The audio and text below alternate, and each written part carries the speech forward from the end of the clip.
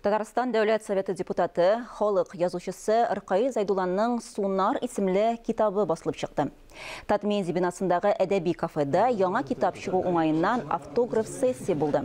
Китапта проза әсәрләре халкыбызның бүгенгесе, үткәнен сурәтләгән хикәя бәяннәре, публицистик язмалары, борынгы шәхесләр, замандашларыбыз турында гыйбрәтле һәм кызыклы вакыйгаларга нигезләнгән миниатюраларны туплаган.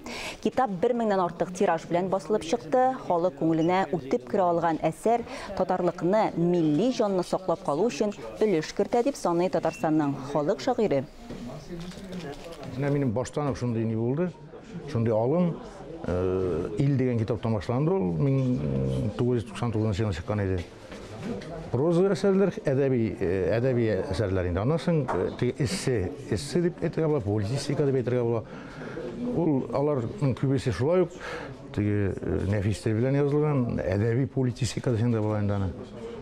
Һәм монда тагын бер яңалык бар. Ахырда мин монда әдәби язучыларга, артистларга, сәнгать кешеләренә кагылышлы мәзәкләрне дә керттем. Автор бит ул һәрвакыт яхшыга юрый, укучы, татар әдәбиятын яратучы кеше нәрсәдер үзенә алыр дигән өмет белән яшим мин.